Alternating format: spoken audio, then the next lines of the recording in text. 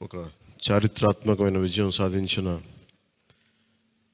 ప్రజలు ఇచ్చిన అద్భుతమైన తీర్పు. దాంట్లో మనం భాగస్వామ్యం అయ్యాం దాంట్లో.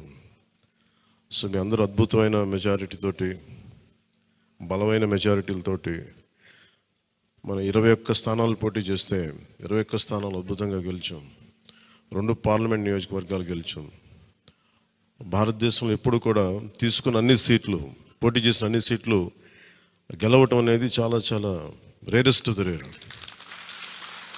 ఇప్పుడు దాకా జరిగిందో లేదో కూడా తెలియలేదు. బట్ కంటెంపరీ టైమ్స్ అన్ని చేసిన వాళ్ళందరూ కూడా ఏం చేస్తారు, రీసెర్చ్ చేసిన వాళ్ళందరూ చెప్తారు ఫస్ట్ టైం ఇన్ ఇండియా అని.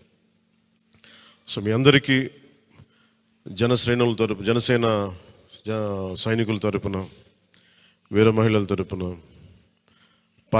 పోటీ చేయని పార్టీ నాయకులందరి తరపున, మా అందరి ఆశీస్సు మీరు తీసుకెళ్తున్నారు ముందుకు. రేపొద్దున అంటే మీరు ఒక్కళ్ళే వెళ్ళట్లేదు అసెంబ్లీకి. వెనక జనసేనకు నిలబడ్డ ప్రతి ఒక్క నాయకులు, పోటీ చేయని నాయకులందరూ కూడా, రక్తం ధారబోసిన జన సైనికులు, అసలు అలుపెరకు ఇంట్లో నుంచి బయటికి రాని వీర మహిళలు, అసలు మామూలుగా ఇంట్లో నుంచి బయటికి రా, అలాంటి వాళ్ళు బయటకు వచ్చి మరి తిరిగారు మనకి. సో వారందరూ ఆశయాలు మీరు ముందుకు తీసుకెళ్తారు. మన పార్టీ నాయకులు, జన సైనికులు, వీర మహిళలు, మన మద్దతుదారులు కాకుండా 5 కోట్ల మంది ప్రజల ఆకాంక్షల్ని మీరు అసెంబ్లీలోకి తీసుకెళ్తాను. మీరు దాంట్లో నేను కూడా భాగస్వామ్యం అయినందుకు మనస్ఫూర్తిగా నేను ధన్యవాదాలు తెలియజేస్తాను.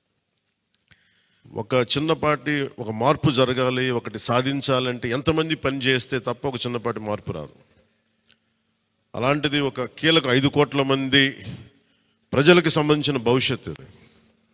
ఈరోజు జనసేన విజయం, టీడీపీ విజయం, భారతీయ జనతా పార్టీ విజయం ఏ స్థాయికి వెళ్ళిపోయింది అంటే, కేంద్ర ప్రభుత్వం అధికారంలో కూడా చాలా కీలకమైన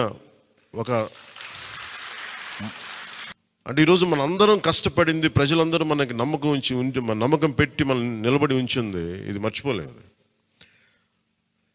ఇప్పుడు దాకా పొలిటికల్ ప్రాసెస్లో గత 10 దశాబ్ద కాలంలో ముఖ్యంగా లాస్ట్ అర దశాబ్దం కాలంలో ఏ స్థాయిలో చూసాం. మనం ఒక కొత్త ప్రెసిడెంట్ ఇవ్వాలి పాలిటిక్స్కి.